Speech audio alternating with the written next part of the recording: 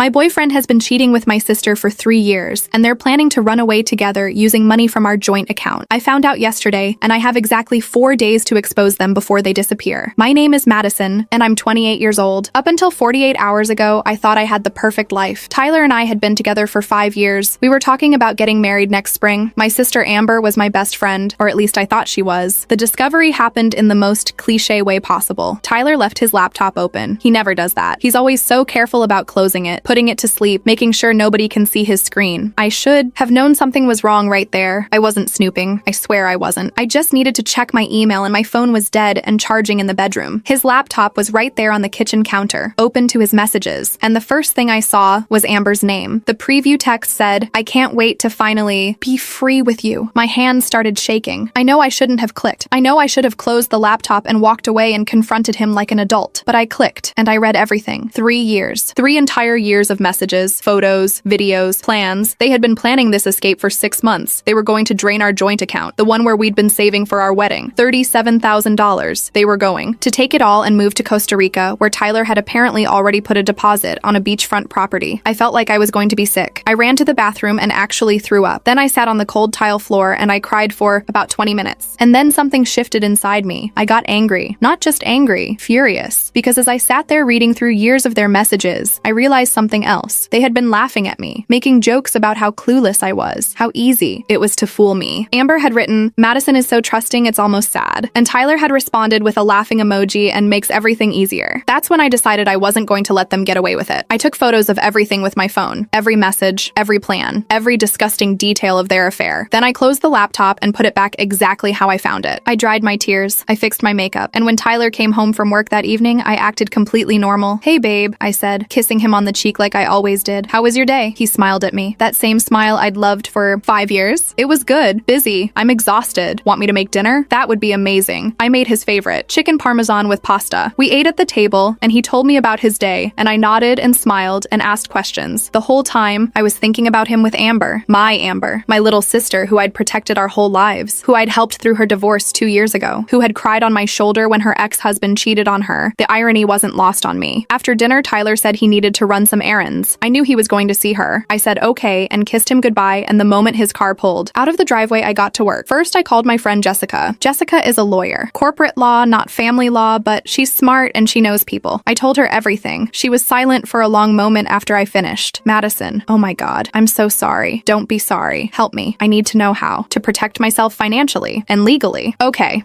let me think. I could hear her moving around, probably grabbing a notepad. "The joint account. When are they planning to take the money?" 4 days from now. They have plane tickets for Saturday morning. "All right, here's what you do. Tomorrow, first thing, you go to the bank. You tell them you need to change the account to require dual authorization for any withdrawals over a certain amount, say $500. You have every right to do that since it's a joint account. They can't take the money without both of you present. Won't Tyler notice when he tries to access it? Maybe, but by then you'll have already documented everything. Which brings me to the next thing. You need to gather more evidence, financial records, proof that they were planning this together, emails, texts, anything that shows premeditation. That matters if this gets ugly. It's going to get ugly. Yeah, probably." Jessica paused. "What are you going to do about Amber?" That was the question, wasn't it? What was I going to do about my sister? "I don't know yet," I admitted, "but I'll figure it out." We talked for another hour. Jessica gave me the names of a good family lawyer and a financial advisor. She told me to open my own bank account and start moving my personal funds there immediately. She told me to change my passwords on everything. She told me to document every interaction with Tyler from this point forward. I did all of it. That night, after Tyler came home smelling like Amber's perfume, after he kissed me goodnight and fell asleep beside me, I lay awake making plans. The next morning, I woke up early. Tyler was still sleeping. I got dressed quietly and drove to the bank the moment they opened. The account manager, a nice woman named Patricia, looked concerned as I explained what I needed. "I just want to make sure any large withdrawals require both account holders to be present," I said, "for security purposes." "Of course, that's very wise." She made the changes in the system. "Is everything all right, dear?" I almost broke down right there, but I held it together. "Everything's fine, just being cautious." From the bank, I drove to my parents' house. Mom was in the garden like she always was on Thursday mornings. She looked up when I walked through the gate and her smile faded immediately. "Madison, what's wrong? Is Dad home?" "He's inside." "Honey, you look terrible. What happened?" I couldn't tell her. Not yet. Not until I had everything in place. "I just need to talk to you both about something. Can we go inside?" We sat at the